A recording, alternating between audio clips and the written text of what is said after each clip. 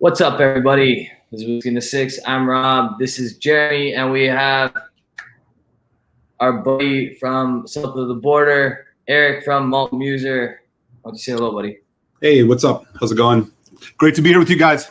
Looking forward to holding this rum. Yeah, so you've been in the whiskey reviewing game for roughly how long? A little bit over a year and a half. I mean, it kind of just started as a fun hobby type thing, drinking with friends, starting to learn a lot about it. And then, it's been, about a year and a half since then. And again, it's, the community's great. And like I said, I do a happy hour on Tuesdays and usually put out like one review a week and just kind of like give my thoughts on whiskeys. It's great. And, as you guys can probably attest to, man, you learn so much from the people that subscribe to your channel and share your, share stuff in the comments. It's always great. Absolutely. It's a lot of fun, man. It's a lot of fun. And, got to give you guys some credit. It was definitely inspired by your channel and a couple others as well, Swami and Food Quig, some of your Canadian friends. So, awesome. Yeah, it's been great. Thanks, buddy. I appreciate that. Best group of guys for sure. Yeah, for sure. Is the best. Definitely. Quick thank you over here to Tyler. Thank you very much. Says, hey, everyone. Drops a super chat. Hellos to, there's a bunch of people in the chat before we even got started. Tom R, Tamika. Oh, hey, we got BMO, Scotch Comic, Peter White, and Swami actually is in the chat as well. 2 wheels down. Speak to the devil. Yeah. Hey, what's up? He must have heard me mention his name. That's it. His ears were ringing. Afternoon, gentleman and vegan. I think he's talking to me. Yeah, so we have very similar tastes. People that have been watching my channel for a while will have a look at your shelf there and say, there's a lot of Springbank, Yeah, right. There's a lot of Belbert, there's a lot of things that I really love, the Ardbegs, the Lafroigs. So we definitely have some similar tastes. So if you guys watch me, definitely give Malt Muser a subscribe because he's reviewing some really, really cool stuff. Tonight, right in front of me, I was looking around for this bottle for like the last minute and a half. We got the Foursquare 2008. All right. I think I heard somewhere that there was 25,000 bottles of this produced. 25,000 bottles of this produced. So quite a bit. Foursquare comes out with a few different expressions a year. They usually have an ex-bourbon or a dated one anyway. That's a vintage year. Yeah. Actually, the last ex-bourbon one was the Nobiliary or however you pronounce that. So I don't know too much about like their releases and how they do it. All I know is the ones that are ex-bourbon, I tend to gravitate towards. Yeah, so this one is a combination of first, second, and I think third fill, all ex-bourbon casks. Yep. Okay. Right. And, you got to give Foursquare, I mean, if there's one similarity to Scotch, half of their stuff is difficult to pronounce. So. Yeah. Oh, yeah. I struggle with, like, Nobiliary. I don't even know if I'm saying that right. Right. All of them, actually, for that matter. I have no idea whether I'm saying them correct. So Real. The numbered ones are good because then they're pretty straightforward. Richard is saying that, what's up, buddy? He's saying that there was 24,998. Oh, it's because he bought 2. Yeah, so I tried this. I love it. I think it's great. Like yeah, I think it's great. Yep. It's awesome. I mean, this is not the first Foursquare I had. Like I said, I kind of got turned down to rum about a year ago. I was in random conversation with Malted in Montreal and was talking to me a bit about, or watched something of his about rum. And, this guy at a local liquor store is a big rum guy. And it's kind of like, hey, it's really great. I think it's one of these great spirits, particularly for people who really love bourbon. Like when you get the palate fatigue and you're just kind of like not feeling like you want to drink bourbon. It's a great thing to step to. And this one is no exception. I think the first one I had was the Sagacity, which is it's like ex-bourbon, ex-Madeira 10-year-old. I think it came out last year. That one's fantastic. Is it? Yeah. My mind. I couldn't believe that like rum could be that good. I was just like, whoa. And ever since then, it's been going at it. So that was also my first impression with Foursquare. I couldn't believe it. It was everything a whiskey drinker wants, but in rum style and rum. Yeah, I agree.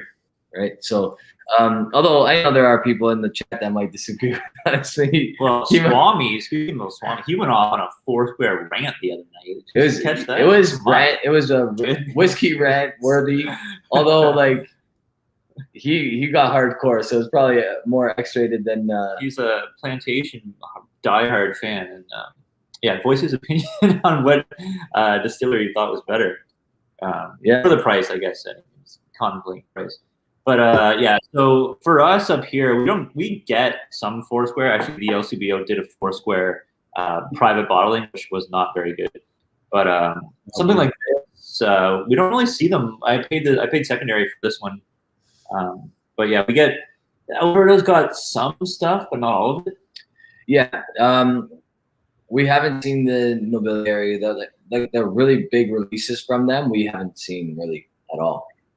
I don't think 2008 was there in Alberta. Right. Yeah, I think the only way Canada is getting them is if they're doing like the LCBO did and get like a selection. Exactly. Yeah. For now. Hopefully that's curious. Like, what does a bottle like this cost Canadian? Like, or the ones that you've been able to find, maybe for that matter. The one that was at the LCBO was a 14-year-old. It was 12 years old. Okay. And it was $75 or $80 Canadian, I think, something like that. So not bad.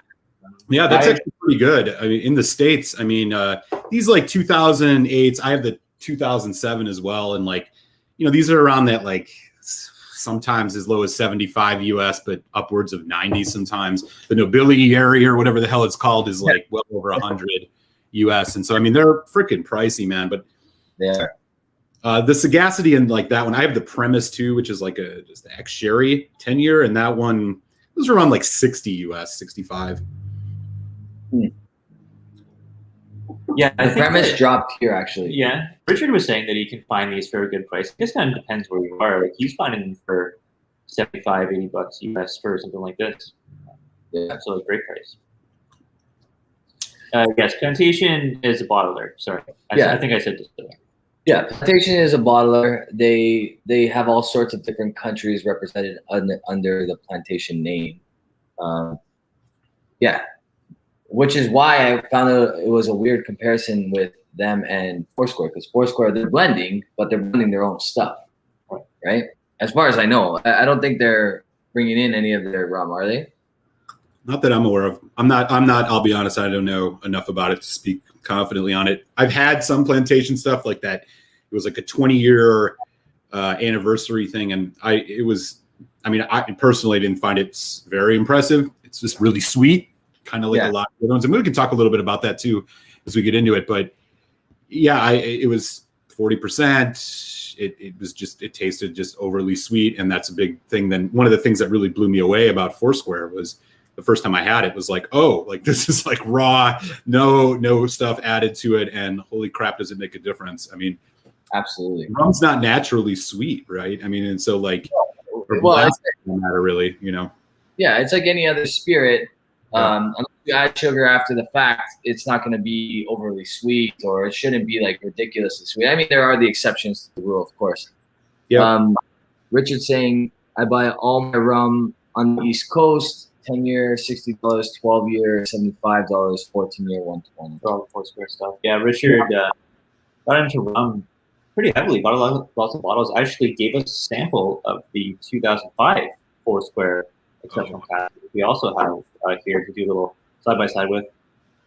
So, Richard's prices seem right on. I don't know if you're in Philly, Richard. That's where I am. But if you're on the U.S. East Coast, for that matter, those prices are about exactly what I see here in Philadelphia area. Maybe he's buying from Philly, but would they? Do you guys ship out of state? Because I mean, you can't not technically in Pennsylvania because we have a liquor control board, but there are private shops that will ship here anyways. And like I said, I mean, I'm like right across the river from New Jersey, so if I can't find things at the government stores, I can run across there and go to a private shop, which is nice. That works. That's pretty awesome, actually. Yeah. The geography works in my favor in that case. Yeah, for sure. Yeah. For me, to get this bottle, I paid 200 Canadian dollars from a secondary market to get it. That's pretty early on too. We don't see it, right? That's the only way you're gonna get it, or you can bring it in from the UK, which is when you go through the exchange plus the shipping. Yeah, looking at about $150-ish doing it that way. Wow. Yeah. Yeah. I don't know what the exchange rate is, but I imagine that is a few ticks higher than probably the US price on this. Yeah. Oh, Welsh is in the chat. What's going on? So, hey, Welsh is the man. It's late for him. Hi guys, love this rum, and I think it's my favorite of the ex-bourbons, and I've had all of them. Yeah, honestly, it's very close to the nobiliary. Might be better, might be equal. Do you have any nobiliary stuff around? I have one sealed. Okay. That's the thing, man. I mean, and with the bourbon boom and stuff going on, I know there were some people talking about buying a couple bottles. It's like it's starting to happen with this stuff too, where man, people are, you buy 2 or 3 bottles, and in a year, people are just flipping them on secondary market. I've seen people paying up to like 250 USD for these, and you can still get them at stores somewhere, which is just, hopefully it won't go too far, but. Yeah, exactly. The way I feel about it is it's priced really well at the moment compared to a Scotch equivalent. Like a cask strength 14-year-old Scotch coming from a major distillery is going to cost you big bucks. It's going to cost you probably retail $250+ right now, for the most part. I mean, it depends, obviously. But like anything that has the Brook-Laddie name on it, or right. what am I thinking? What am I missing? Bunnahabhain. They're like absurdly priced at the moment. So if you compare it to that, these are really well priced. Yeah, if you're looking like a Bunnahabhain 14-year-old like wine cask finish. Yeah, those right. For us, we're paying $250 or something like that. I mean, you look at like bourbon equivalents. I mean, a lot of cask strength bourbon, at least in the States, you're talking like your kind of Elijah Craig barrel proof, as old Ezra 7s, things like that, are all in that like 50 to 70 range, sometimes a little bit higher.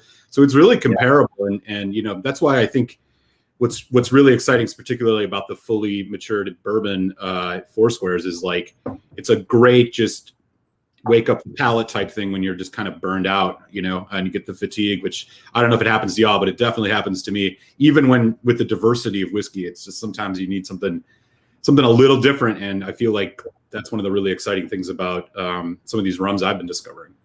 Yeah, I find there's a crazy similarity to, and we can pull that out, the Kavalan Virgin Oak and rum. I don't know why. They're not made at all in the same way. The Kavalan Virgin Oak is just a virgin oak cask, all 100% malted barley. But I get this note out of that Kavalan Virgin Oak that I get in like Foursquare. Is it like that sweet kind of sugary? No, sweet sugary cask influence. I don't know. Like it's a bunch of things. It's got to be temperature related as well. I think that's a big player here. I don't know if it does something like it speeds up the process, encourages certain types of sugars. I have no idea. I'm not like I don't know what the science behind it. I just find a connection. Yeah. I mean, I would agree. I mean, it wouldn't surprise me that climate plays a big role in that, because you're going to get a lot more interaction with the casks just simply on the fact that it's freaking much more humid there. I mean, that's what that's the deal with the Kavalans. In a lot of ways, it's exactly. And Swami made a good point. I mean, it's not nearly as expensive, cane sugar, or these are molasses, but when you get into your like agricoles, like your the pressed cane sugar rums, the Martinique ones and stuff like that, which are that's not that expensive to make either. So at least I can't imagine it's that expensive to source compared to grain and things like that. So that might play a factor in it. Yeah, I mean, I wonder though, is sugar cane that much cheaper to produce than barley? Well, I think like malting the barley is the process that makes it. I can see that. that's the process that maybe adds to a lot of in production costs. But yeah, like I don't think so. Not cane sugar is well, a buck a barrel. You know, it's cheap. Yeah. All right. Well, this is delicious in my opinion. I would mark it probably equal to the Nobiliary. I can't remember what I gave that. I think I gave it like a 91, 90, 91, something like that. And I'd probably give this a very similar score, probably the same. Mm-hmm. I really like it. I hear you on that. I mean, I'm just, what blows me away so much about this is like the incredible amount of balance it has between the sweetness and the kind of drying oak, right?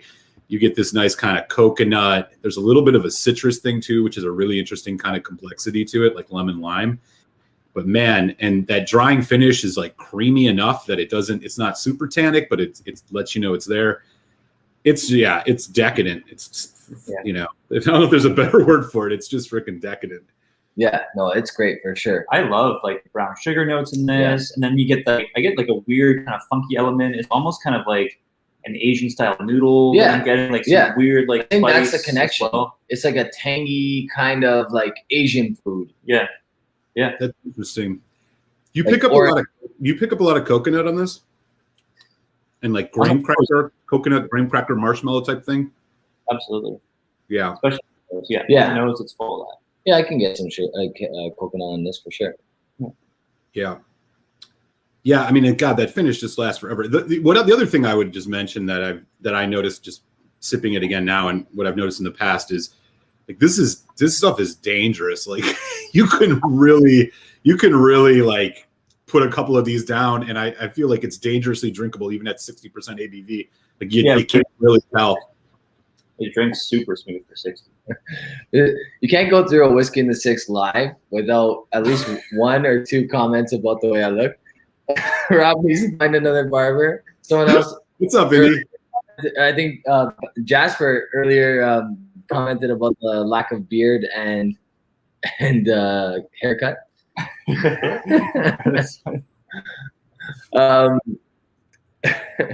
Two wheels down. Swami, thank you very much for the super chat, buddy. Really appreciate it. Or stop letting his son cut it down. You got me, man. That's what it was. It's hard times. Give the man a break. It's hard times.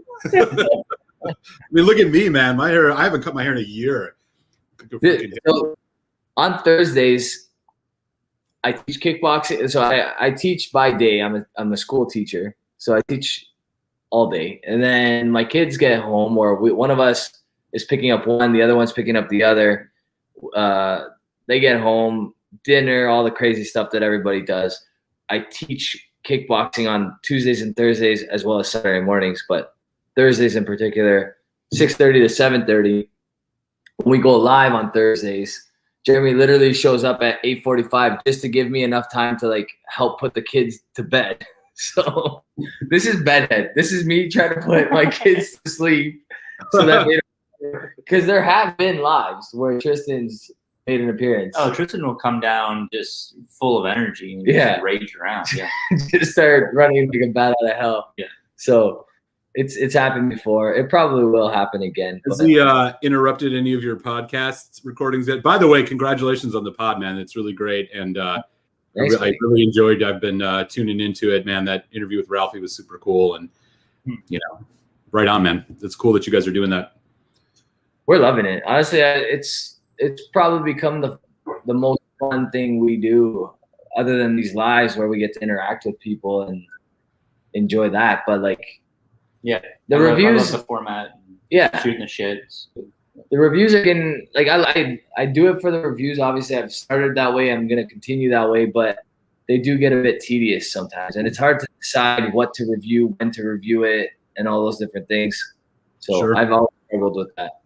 Yeah, and you get I mean, I don't know if you would get the same thing with you, but like, you know, I find sometimes, you know, I try to schedule out what I'm going to do. I put up one review a week on my channel every Friday morning, and I try to schedule it out in advance so I like have a sense of where I'm going with it. But then some new bottle drops, and like I'll be honest, there's that like impulse of like, oh man, do I need to be the first person to review this on YouTube? And you know, I've luckily kind of got that under control, and I've just kind of given up on it. But you know, messes up the works and it adds to what's already kind of complicated, 100%. I guess the best way to do it would do the food quake, where it's like first in, first out. That's how he reviews. Like he'll never fall victim to the pressures. He just, whatever he buys, he has a list from the date that he buys it that's got to be the next one to review, and that's it. Yeah, I don't mind that. He's definitely on the list, man. Holy cow! Yeah, thank you to Richard. Cheers, Richard. Red rum. Love it. Yeah, that's a good one. And we got Claire. They're dropping the usual Jeremy 666, baby. That's usually your super chat. Put this towards a real haircut. Yeah, that's $6. That's about what your son will charge you. So yeah, I mean, he costs me way more than that on a daily basis. So yeah, Richard, we got the 2005 alongside the 2008. 2008, I think for me is my preference so far. I haven't even touched the 2005. So yeah, I'm gonna stick with my 90-91 for this. We're scoring this. 2008. Did you score it? I reviewed it. I think I scored it 88.5 out of 100 or 88, something like that. We'll throw the link to the video for Jeremy's. I don't know if I'm gonna search this moment down and put it You can search a card, but you can search up. yeah. Foursquare. Well, no, I'll put it in the description, as well as obviously Eric's link to his channel. Guys, take a minute if you have right now and head over, open another window, head over to his channel, hit that subscribe button because he's getting really close to. It's what are you at now? You're getting. Man, it's growing. I'm at 745, so we're getting there. We got to get you to 1,000. That'd be nice if we can get you to 1,000. That's the magic number or whatever, right? Yeah, so that you can start getting a little bit of money back for the right. Man, I got to mention something to you about this. I just poured a second pour, and there is a sweet tobacco and leather note to this that is just unfreaking real. Honestly, I didn't pick that up as much initially, but as it sat here for a little bit, and you go back in, you keep nosing it, you start searching for those secondary notes. I don't know if you guys are picking that up, but man, yeah, really, really nice. Yeah, it's kind of got the I call it the Gino leather jacket situation, where the clone, the leather, yeah, it's it's the Gino leather jacket. We should patent that one. That's the smell your dreams were made. Her dreams were made. But this is probably one of the richest rums I've had before. It's just the really 2008. Yeah, it's up there. Honestly, so if I had to compare it by memory to the Nobiliary, and the reason why I keep bringing that one up is because it's also ex-bourbon, but it's 2 years older. That 2 years definitely imparted more oak for the Nobiliary versus this. So I bet you if I had them head to head, I might actually end up going with the 2008 because it's a little more fresh. As Eric said, there's that lemon lime kind of note. There's but then you get those beautiful leathers and that brown sugar, caramel, coconut, all that crazy stuff too. So I think the 2005 definitely has a lot more citrus on it. That's a really good one too. I think you're right. I was actually a little curious about that with the 14 Nobiliary because a lot like what you call it. Bourbon, where, I think the older you get with bourbon, it's kind of diminishing returns. It just gets over oaked and dry. I haven't had a ton of 25-year-old bourbons, but the ones I've had, that's kind of my general vibe. There's a sweet spot, right? In that I agree. 9 to 13-year range, maybe a little bit more is really great for bourbon. And I was interested in how that would translate with rum like this. And, it seems that maybe just in the case of the Foursquare Nobiliary, I mean, this has got enough tannic kind of dryingness that I'm not sure I'd want more. It seems like it's kind of in the sweet spot. And so, yeah, it's interesting to hear that. I also have the 2007, which I think is just a tick lower, 1% lower on ABV. And I actually find that one a little bit more drying than this 2008. And not sure why, just kind of, it's just a little bit more.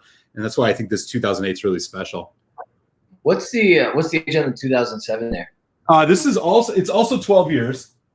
It's also 12 years. It's also ex-bourbon. It's still pot and column blended. That's 59% ABV. I mean, I'll be honest. If you poured them next to each other, you probably couldn't really tell the difference too much. I just think that the only thing I really detected with this 2007 is just a bit more drying, almost like a red wine. Like there's a little bit, it feels like a red wine influence in it, which is obviously not the case, but that's what I picked up on it. I think this 2008, I think it's just a little bit richer, and it balances out the dryingness enough that it's just perfect. So Richard, if you're still in the chat, how old is the 2005? I'm guessing it's around the same, maybe a little bit older. Yeah, maybe like 12 to 14 as well. I'm gonna try this one. Yeah, this is a rum that I picked up not too long ago. The Cadenhead's bottling of a Trinidadian rum. Yeah, Cadenhead's has a bunch of rums. This is from Trinidad Distillers. It's 19 years old.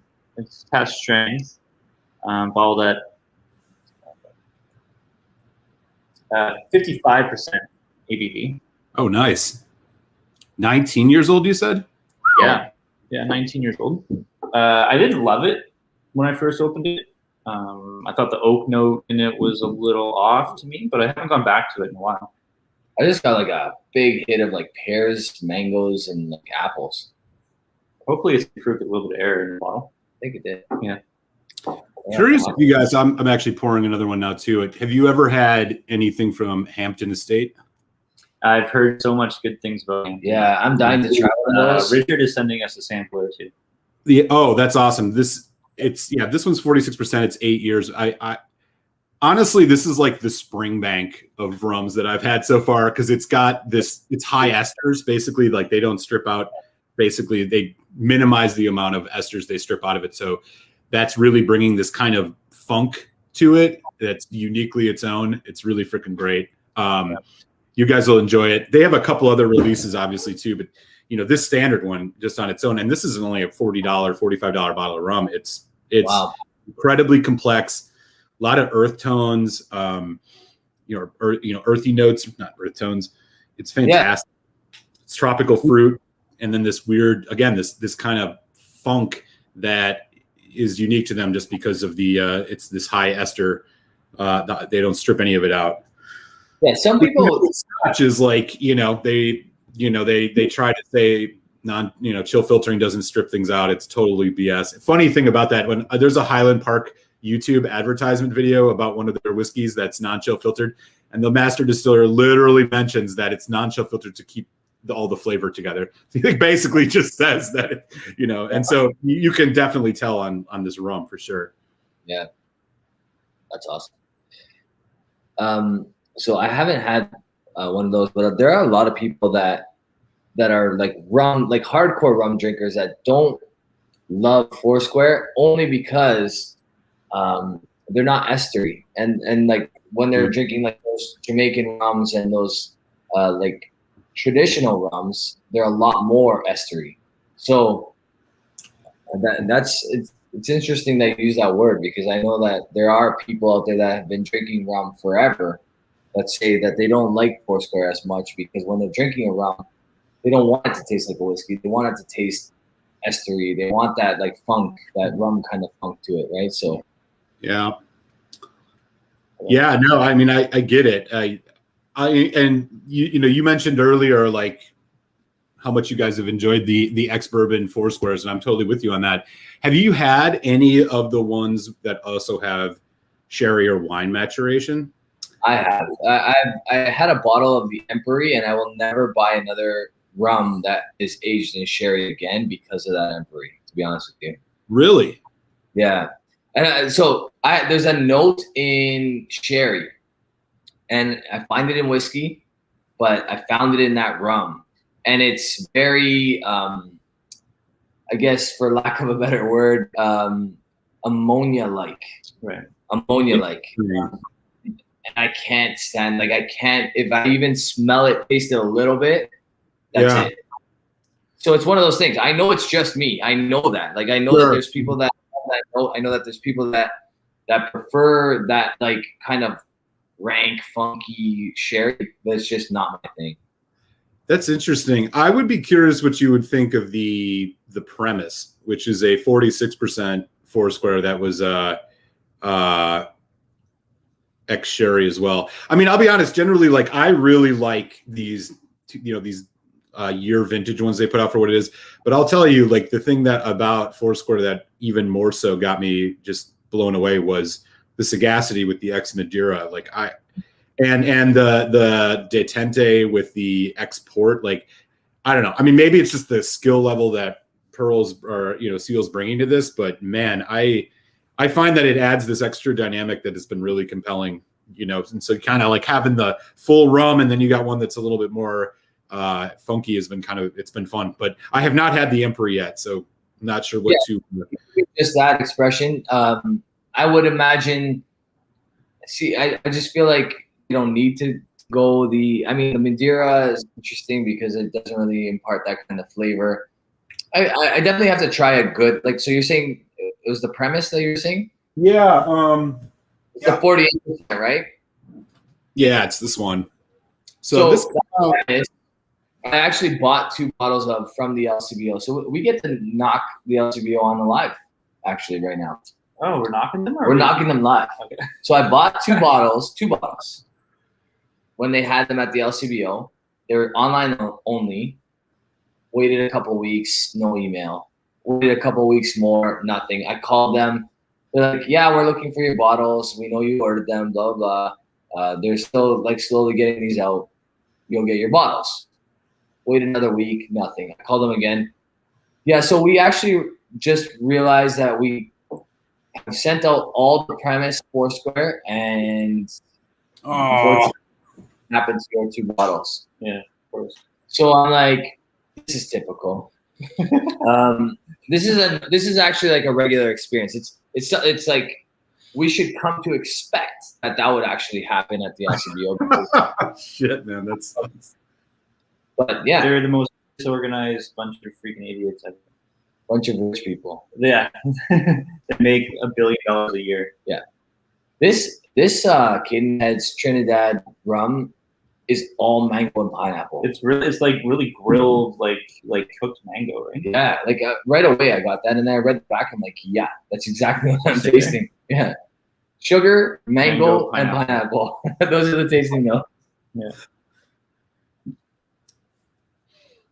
Yeah, I pick up a ton of grilled pineapple on this Hampton too. I'm going to be really curious to see what you guys think of it when you get those samples, because this is a really, really interesting rum. And hey, I got plenty of premise left. I might maybe we can arrange something. I can send you guys some samples of it so you can at least give it a try. I also actually have another rum that I think would be really worth sending you a sample of as well. So this is called Privateer, and this is a American rum. Wow. It's single cask. It comes out of Massachusetts of all places, and it's awesome. I mean, it's not Foursquare level, but it's close to it. It's it's very young. It's 3 years old, but in the spirit of Octomore, it's really about the casks, and like what it does to this is freaking amazing. They put out these single casks, like this one. This one's at like 54.2% ABV. And these are relatively well priced too in the States. I mean, this is like $45-$50, and you're getting quality. They have a bunch of these. They're called like the distiller's drawers, where like it's like a line they do of all these kind of like more specialty bottlings of it. They're putting out some really awesome stuff, and yeah, I'd be happy to get you one of these too. I can't imagine this is showing up in your neck of the woods quite yet, but I think so. I've approached a couple local distilleries, well, one local distillery, to see if they want to collaborate on a rum.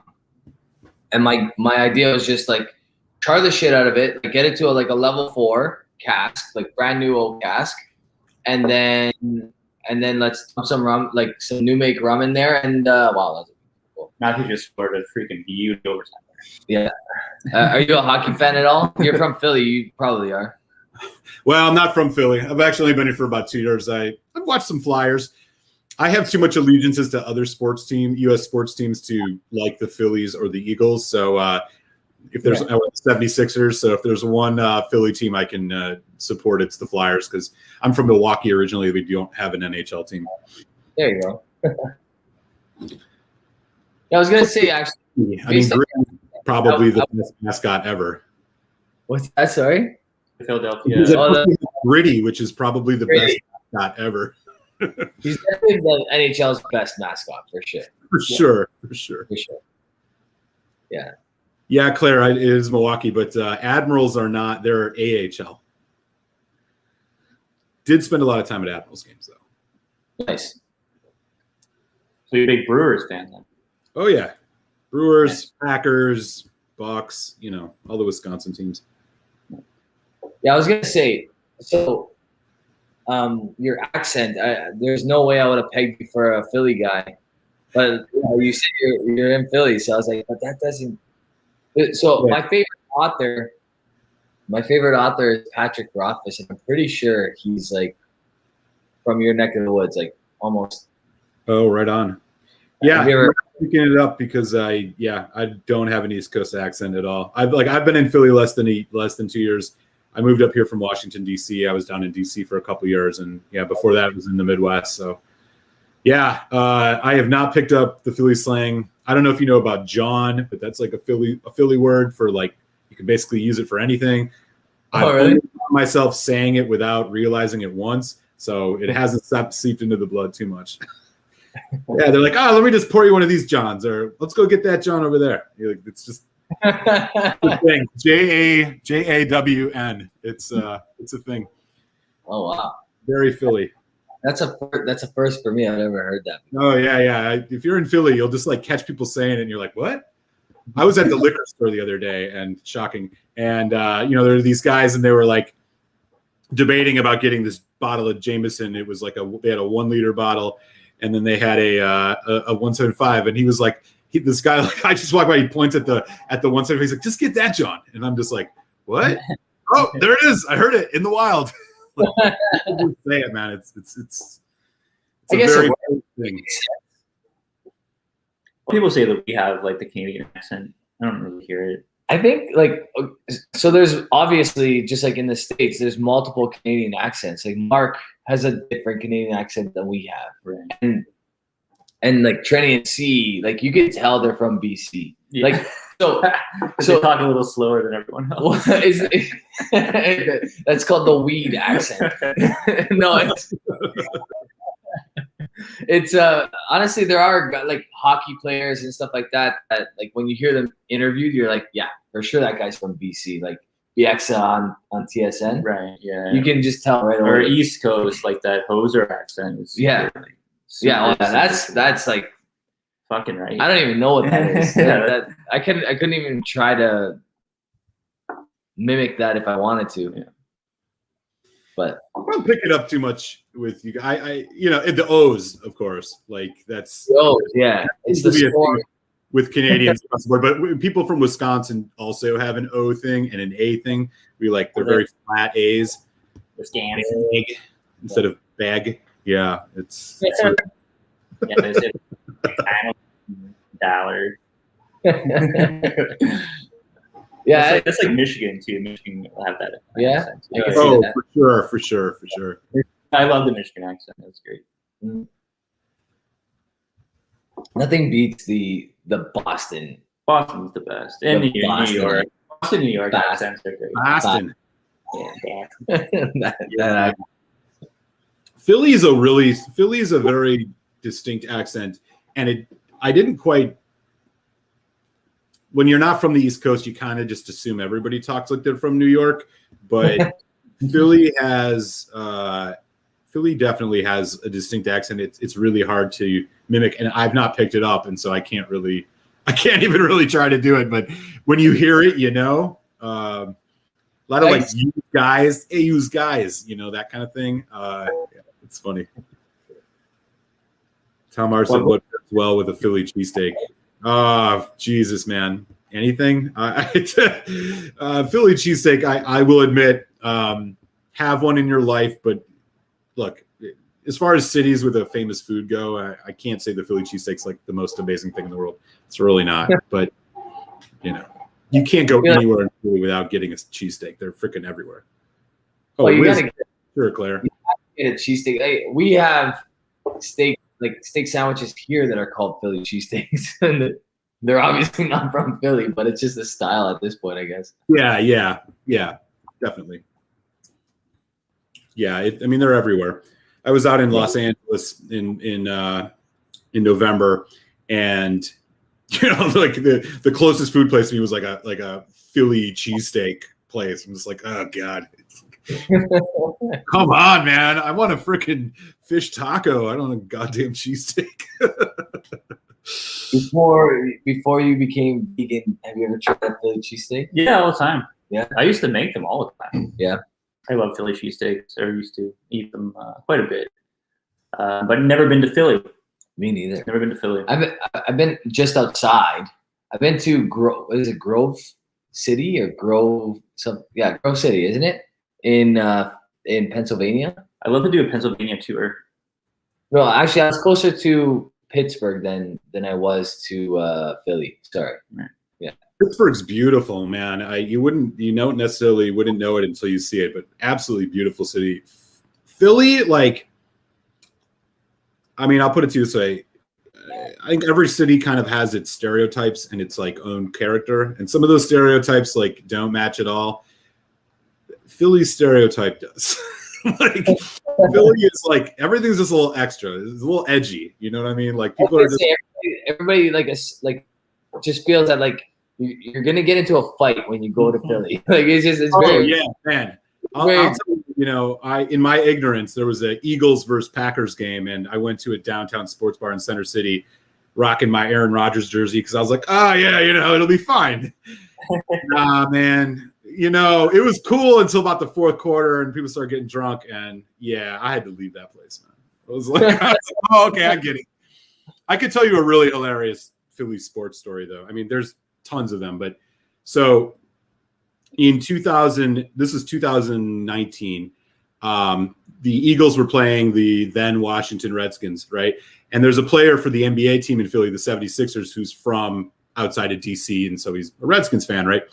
So like he was taking pictures around Center City in his Redskins jersey because he was going to the game, like, tongue in cheek, being funny about it, right? There's YouTube videos. This dude walks into the parking lot at the Philly Stadium and like a gang of dudes just try to kick his ass.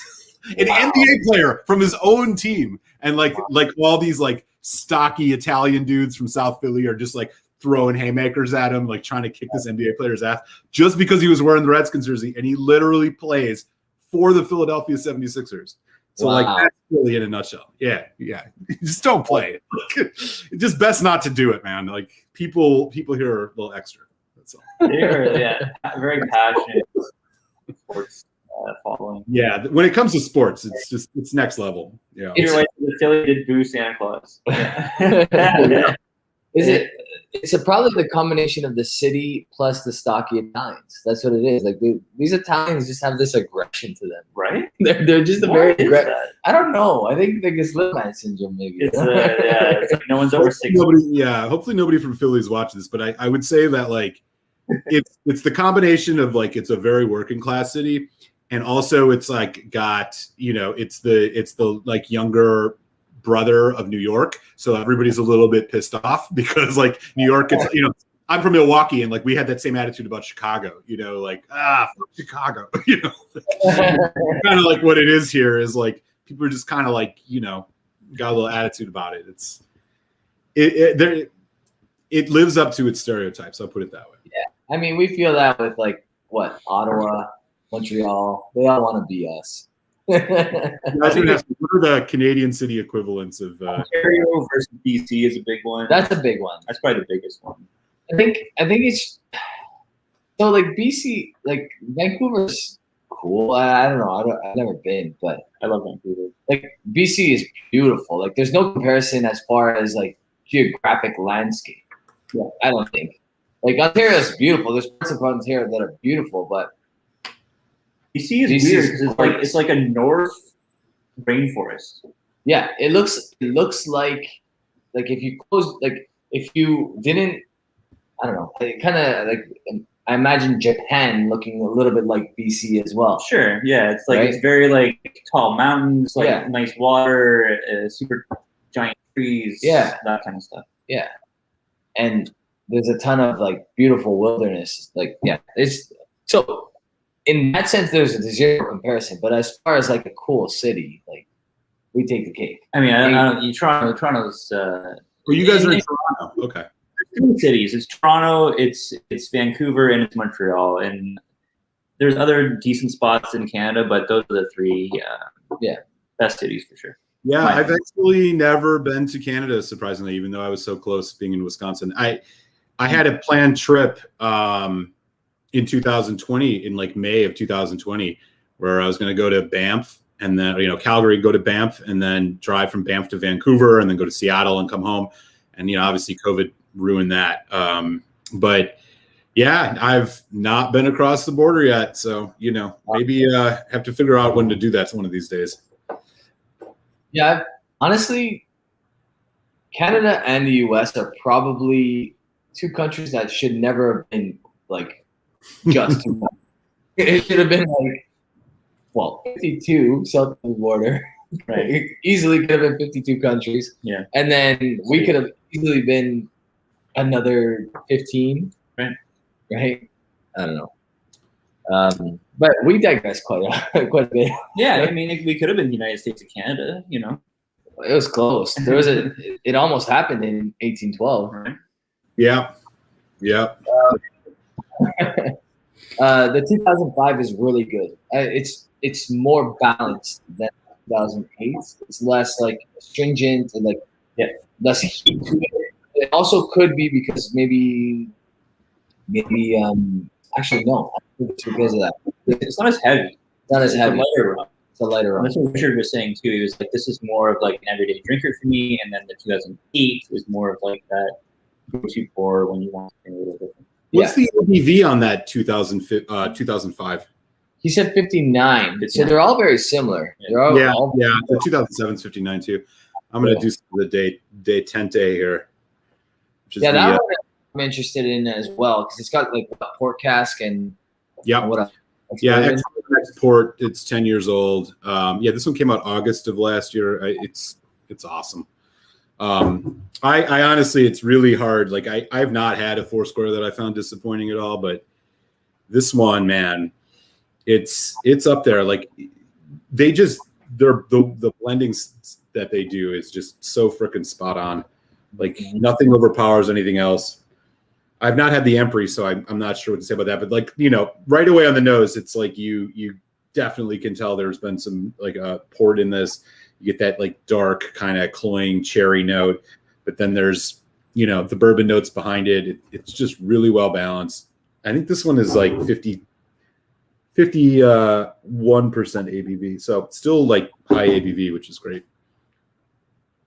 Oh yeah. Took a wrong turn in Philadelphia. Yeah, man. I live in West Philadelphia, and it's block by block, man, for sure. Philly's in the whole north side of Philly's got some challenges to it. It's man. I mean, deindustrialization, all that stuff, but yeah, keep your eyes peeled where you're driving in Philly. I feel like I've never been to Philly, but I feel like Detroit's probably the worst when it comes to like block by block differentiation. Detroit is very kind of like, if you go towards like Rose Point, Detroit, there's a track, like literally a train track where you go from $1 million houses to literal like just industrial and like low income areas. Yeah. Like just one train track. It's just like snaps of a finger and you're in a complete different world. Oh man. Yeah. Detroit, I can tell you stories. It's really sad what's happened to that city. But I mean, it's lost almost half its population. It used to be like well over 1 million people. Now I think it's like 700,000. Oh, it's wow. just that there are literally just endless blocks of like burned out houses that don't exist. There's like one house with people living on it. I mean, we are talking like in the city, like it's just endless blocks, no power on the streets. It's sad. It's really sad.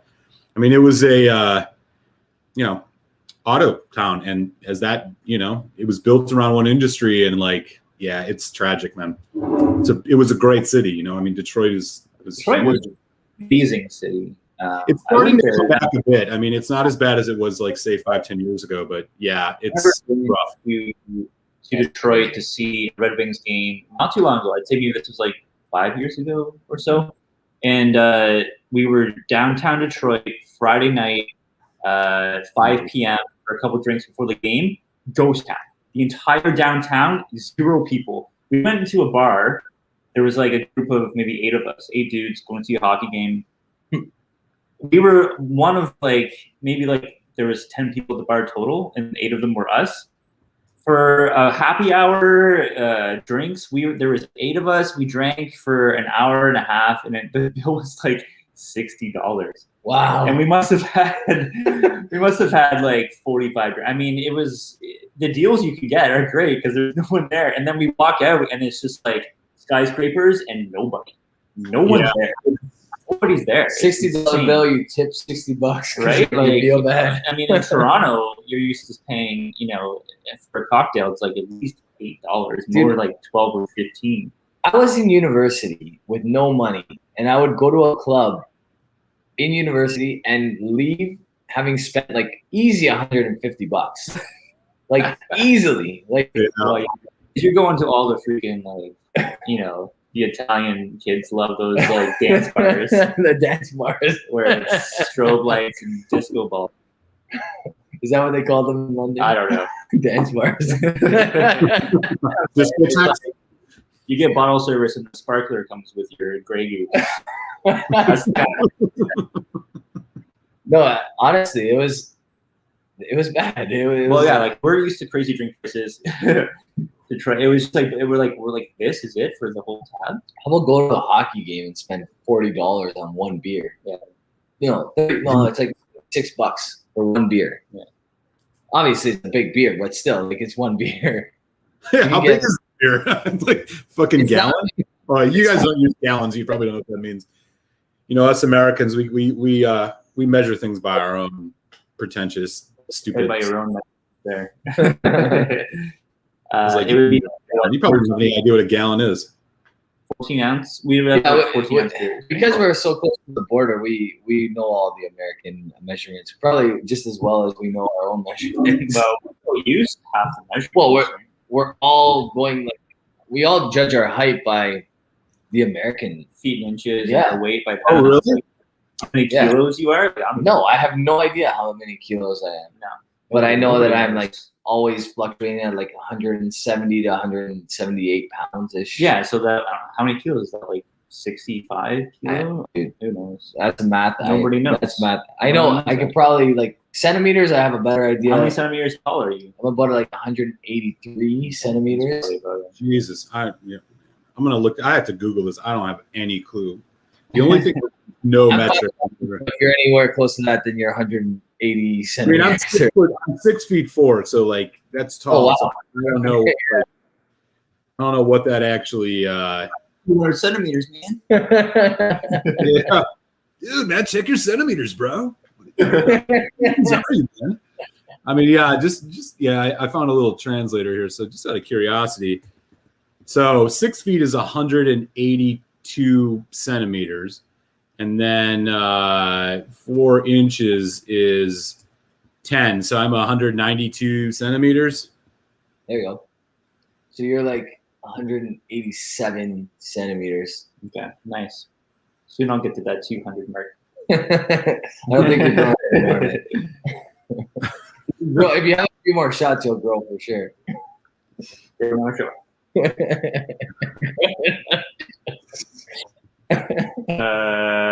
Dog. Oh yeah, is that $18 American for a beer in LA? That's crazy. That's stupid. Oh so, yeah, Dodgers games. Yeah. This this rum, I swear they boil it with like fucking mango or like. Even they just put the mango in there. They must. It's like an IPA. How? Like, how does that work? It doesn't make sense. Interesting. You said that was from Cadenhead? Yeah. It's a Cadenhead, yeah. I don't like it that much. I mean, it has a lot of great notes to it, but it's got this oak note to me that I don't like that much. I think you got to suck it up. You know what? I'm wrong. And they're correct me if I'm wrong. They're the one that's owned by Springbank, right? You want to grab the Cavalier up there? No, I want that. Oh, you want that? Yeah. Yeah, you know what? I'm going to try to. Even though, so Jeremy brought this over as well. Gonna drink some sugar. El Dorado 25-year-old. So Oh, wow. it's distilled sugar with some sugar. It's a little bit of sugar with some still sugar. Yeah, you're right. Yeah. Look at the cork on this thing. It's great. Very fancy. This is like the Macallan lover's dream right here. 21-year-old El Dorado, huh? It ain't no Jamaican rum, so they got to compensate for something. Yeah. This rum is actually. I've had any. I've had the El Dorado 15, which is like a thing, and then it's very like very similar to like the Diplomatico 15, where it was like a lot of hype around it. But again, they were all 40%. It was just a lot of sugar and very sweet. And again, like until I learned about kind of Foursquare and was it Mezan, which is another one that kind of doesn't add sugar. Before I learned about that, I just assumed that all rum was like that. And well, now I'm not sure how I would take to it necessarily, but 21 years, man, that's got to be an interesting one. This one's 25. 25. Oh, 25. Wow. Okay. So the 21-year-old is actually really cheap. It's about like $100. 109 Canadian at Yeah. the LCBO. Not Which too bad. it's maintained that for years. Yeah. It's been that price at the LCBO for, I swear, 5 years at least. And then when I found out that El Dorado adds a ton of sugar to their stuff, well, not a ton. They're one of the highest though. But I can imagine this being really good. I mean, this rum is very basic in profile. It gives you the typical caramel, vanillas, brown sugar notes. It smells like a baked like caramel cookie. Yeah, but it's delicious. It's just delicious to drink. But nowhere near the complexity of anything else we've been drinking today. Yeah, that's a dessert. Yeah. What does a bottle of that run you? I'm just curious. So this is 300 Canadian, which is the lowest price that we've seen it for. Usually you're looking at 500. 500. And I've seen this thing for like 700 US. Wow. So this is like the person that pretends like they really know a lot about alcohol. This is the suit. This is like in the movie This Suit. is the Macallan. This is the Macallan version of, yeah, but it's excellent. It is good. It But is delicious. It tastes like I'm drinking a dessert. Like it tastes like cookies Like and caramel drizzle on ice cream. Yeah. unreal. But It's very sweet. yeah, so if you don't care about added sugar, then buy it because it's absolutely delicious. You'll probably die the next day if you have like 4 of them. You wake up with diabetes. Yeah, exactly. It is. It's 43%. So it's. I'm curious. So like, you sound like you guys have had your share of rums and kind of know your way around it a little bit. And like, so here you are with a 25-year-old rum that definitely has added sugar. That's, you said what like upwards of $4 or $5. Like, do you notice the age? Like, does the age bring anything to the table on this that you wouldn't find on, say, if you compared it to like an El Dorado 15 or the Diplomatico Exclusiva or like Ranzacapa 23 Solera, something like that? Like, these other ones that are kind of all the rage, but are, again, low ABV sugar added. I mean, do you pick up subtlety or nuance that you'd expect from a 25-year-old rum?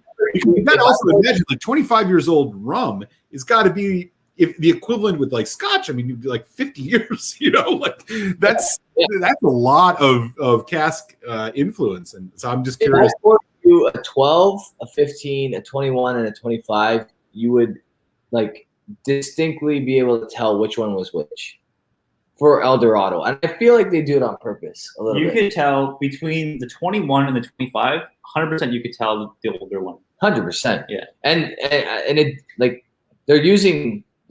which is unfortunate because like if you're using such good casks, don't add sugar. Like why are you adding sugar to like such a? It might not be good without sugar. Maybe, right? I don't know. I mean, 20. It might not be that good without sugar. It's super. It's super, like easy drinking. The sugar might hide the oakiness, is what I'm thinking. Maybe, right?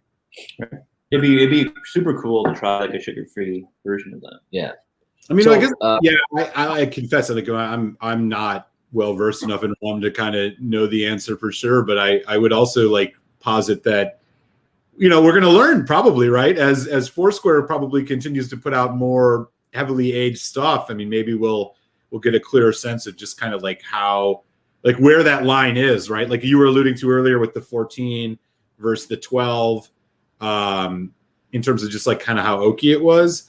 Like, I wonder if there's a freaking limit, right? And for marketing and making money purposes, it's like, hey, you know, this is a 30-year-old rum, and like, okay, and we're just gonna dump a bunch of sugar or something to, you know, make it palatable. I don't know. Yeah. So, like, I mean, I guess as a takeaway, like if you don't want sugar added, the ones to look out for are Richard mentioned earlier, the Coroni is a big one. Yeah. Hampton, like Eric mentioned. Mazan. Yeah. Mazan. So, and I think, I don't know, and I can't be certain because I had this bottle that Peter White's mentioning right now, 48%. It was really good. It was 20 years old. I feel like it might have been added sugar in it, but I don't know. It's an independent bottler, Italian independent bottler that bottled that rum. Really good. But Welsh was saying something about, so El Dorado is the big seller of Diamond Distillery out of Guyana. So I've had Big Sugar is very popular in most of the world. Yeah, I can see that. I've had El Dorado from SMWS, and they don't call it that, but you know it's from them. Okay. It's banana flambe. It was called. I tried it. It was okay. It was just okay. I was expecting more from it. I was actually pretty disappointed for the price. It was like $200 and something bucks. Yeah. Which is a lot for a rum. But yeah. SMWS commands big prices when they go outside the Scotch world. They command big prices all the time, which is why I stopped renewing my membership with them, because like they're really expensive. They're pretty, like, you know. A lot of their stuff is just good, but it's not like exactly great. Yeah, exactly. So yeah, so I'm gonna do this. This is the privateer that I was telling you about. This is from New England, Massachusetts specifically. Nice. It's called Queen's Share. It's a single cask. This is only 3 years old. But yeah, I'm telling you, I would love to get you guys a sample of this. This is, you know, I definitely, when I was being told about this by the guy that I talked to about rum, he runs this store. He was like, "Got to try this privateer. This is the one to get." And I'm like, "Man, what is New England rum? Like, what is this all about?" I don't think about Massachusetts and rum in the same sentence, but man, they're putting out really great stuff. I mean, even at 3 years old, this is really fantastic.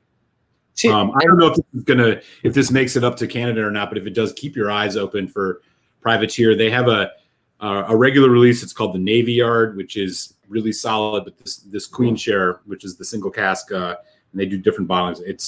It's killer, man. For 3 years, it reminds me again like Octomore, right? You know, it's quality of the cask, man. The casks do everything, and so they use the ex-bourbon, or they use the new ex-bourbon. Yeah. So this is a sugar. So this is not a molasses. It's a sugarcane, but it's not pressed sugarcane. It's fermented sugarcane. So it's not like an agricole, but it's a sugarcane. So is base, but it's fermented kind of in that way. So it's not going to be like super earthy like the agricoles and stuff like that. But man, it's incredibly complex. I mean, for only 3 years old, it punches above its weight for sure, and they're relatively good price. So, being so proximately close geographically, I wouldn't be surprised eventually if these start popping up, on your side of Canada. And I would definitely encourage you to try it. I've been really impressed with this. Yeah, maybe it's always great to see something coming good at a young age. It shows so much potential. Yeah, mm-hmm. Yeah. I mean, you can tell that it's young. I mean, the notes aren't nearly as dark. But my God, it's butterscotch. It's got a little citrus. I mean, it kind of retains, some of the elements that you would expect out of a kind of a more heavily aged ex-bourbon rum, but it's got a great kind of zesty spice to it. Oh, Cohen just said it's virgin cask. That could be true. They actually didn't mention it specifically on here. But yeah, this stuff is, I couldn't believe it. I mean, you would not guess this is 3 years old just based on the flavor that you get from it. So it's impressive. Yeah, I mean, based on the color, at 3 years, it would have to. I would think it would be. I mean, look at that. Yeah, I mean, it's probably this new oak. Yeah. Yeah, that looks pretty cool. Honestly, I know you don't love that Trinidad rum, but I'm loving the fact that like the mango and the pineapple are so distinct. I agree. Those notes it does have those great like tropical fruit notes. There's this one like it's the oak. I think is me just it stains the whole rum. Yeah, you are with that oak note. How I am with that like sherry note. It's true because like I'll add one other thing really quick on this. I don't know how many, like, I'm sure you guys have had your share of like Mizunara oak whiskeys, like Glendalough or, some of the Japanese whiskeys.